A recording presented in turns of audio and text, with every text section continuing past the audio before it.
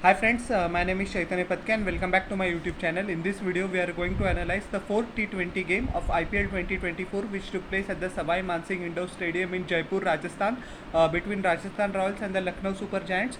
First game for both the teams in this season, and it's the home teams, the RR team, that came out trumps due to the magnificent knock of 82 runs from their captain Sanju Samson leading from the front, and he was rightfully adjudged the man of the match for his magnificent performance.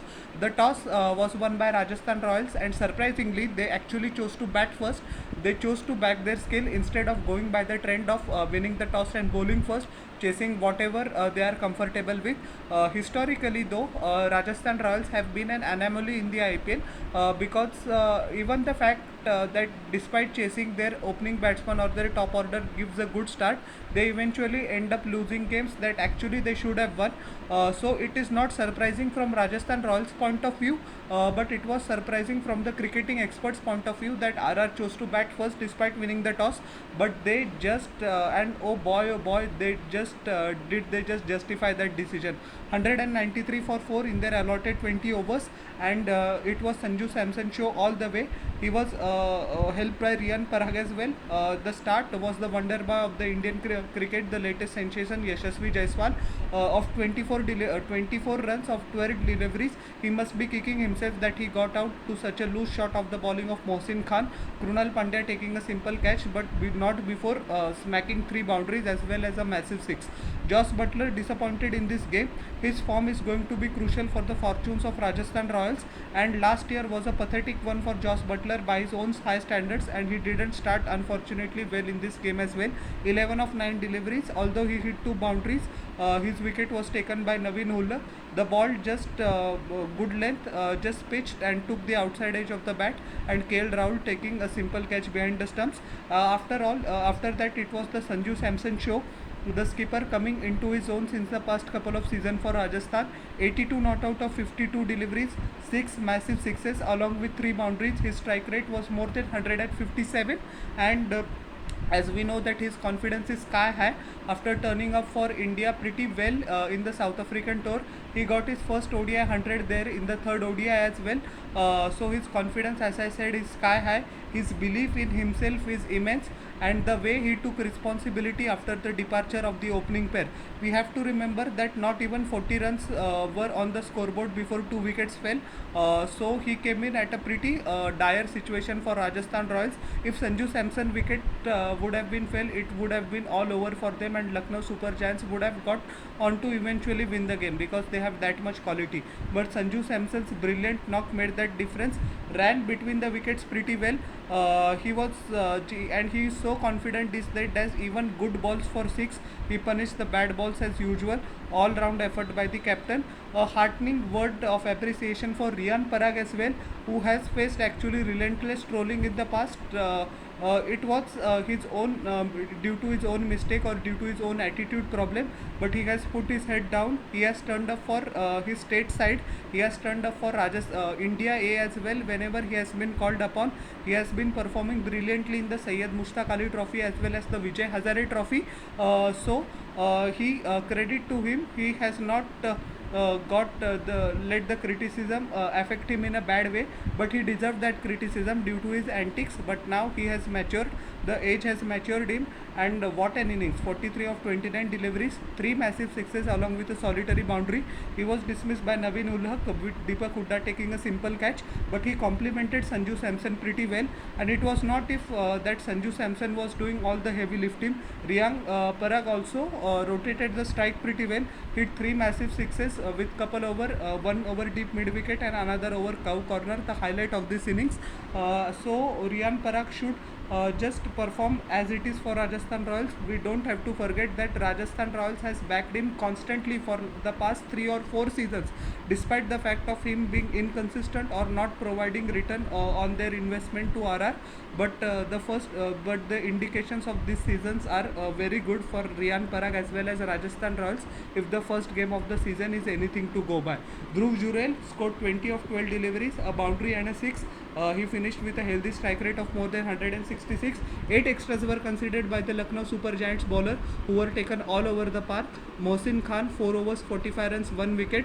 He was lined up by Yashasvi Jaiswal, I beg your pardon, Sanju Samson as well as Riyan Parak. He needs to work on his variations more, as we know that he's a skiddy bowler, but he needs to work on his pace as well. Krunal Pandya bowled magnificently well, although he was very unfortunate not to give a wicket, but he did a great containing job. 4 overs 19 runs, no wicket. Naveen Ulak, the Afghanistan fast bowler, 4 overs 41 runs, 2 wicket. He must be disappointed with his economy rate, but he got 2 wickets nonetheless. Ravi Bishnoi was expensive. We have to remember that it is his home state, it was his former home state ground. Now he turns up for Gujarat, so he must be pretty disappointed with his returns. 4 overs 38 runs, 1 wicket. Ayush Badoni scored in 1 overs, but gave away 6 runs. And Yash Thakur was pretty expensive, the Vidarbha speedster. He was stalked all over the park, nor found his line, nor found his lane, nor found his at which pace to bowl. 3 overs 43 runs, no wicket. So Rajasthan Royals ended up with 193, and LSG were always up against the task. They had to score more than 9.5 runs per over. Quinton de Kock departed early, which was a pretty heavy blow. 4 runs in just 5 deliveries with 1 just solitary boundary. His wicket was taken by Trent Bolt, with Nandre Berger taking a fine catch. KL Rahul, the skipper, tried to steady the ship. 58 of 44 deliveries, couple of sixes to go with his 4 boundaries, but he couldn't take LSG home. But it is good to see that he is getting his into his rhythm back. We don't have to forget that he missed the last 4 tests of the England Test series due to a quadricep injury. The BCCI actually has advised him not to keep wickets, although he is keeping the wickets. I don't know why players go against the BCCI, and that is the fashion these days. But Shreyas Iyer and Ishan Kishan found out. So I think for his own health and for India's chances going forward, KL Rahul shouldn't keep, but it is up to the team management and it is up to the player itself. That is just my personal opinion. Sandeep Sharma took his wicket with Dhruv Jurel taking a simple catch. Devdutt Padikkal went for 0 runs of 3 deliveries. He was cleaned up by a Jaffer from Bolt. Ayush Badoni scored just 1 of 5 deliveries. Berger taking his wicket with Butler taking a fine catch in the deep. Deepak Hooda, the impact player, tried to provide some impetus to the innings in the middle overs. 26 of 13 deliveries, 2 boundaries, 2 sixes. He actually looked pretty good. Very unfortunate to get out to Yuzvendra Chahal, with Dhruv Jurel taking his second catch of the game. Nicholas Puran showed a very good resistance towards the latter stages of the inning. He hit 4 massive sixes, excellent stroke play, good extension of the arms, fantastic hand-eye coordination, but unfortunately couldn't get Lucknow Super Giant over the lines. 64 of 41 deliveries, 4 boundaries, 4 sixes at a strike rate of more than 150. Marcus Stoinis was out on just 3 of 4 deliveries. Ravichandran Ashwin taking his catch, with once again Dhruv Jurel. I think he was everywhere in the field today taking his 3rd catch, and Krunal Pandya was not out of 3 of 5 deliveries. 14 extras were considered by Rajasthan Royals, which is far too many, but in the end, good thing for them is that didn't cost him. Trent Bolt bowled pretty well, although he was taken to the cleaners in the latter part of the game by Nicholas Puran to some extent. He bowled excellently well in the power play and provided the crucial breakthrough of Quinton de Kock. 4 overs 35 runs, 2 wicket. Nandre Berger actually needs to work on his variations. He needs to develop the cutters, the slower one, because the batsman can line him up on a good delivery and good pitch, and that's what exactly that happens. That is the case with all the fast bowlers these days. The tear-away fast bowler can make an immediate impact in international cricket, but once due to video analysis, the other teams and the other players find out who you are lined up pretty easily, then you need to constantly evolve yourself. That's what Nandre Berger needs to do. 3 overs 30 runs, 1 wicket. Ravichandran Ashwin was expensive by his standards, although he took 1 wicket. 4 overs 35 runs, 1 wicket. Avesh Khan 3 overs 21 runs, no wicket.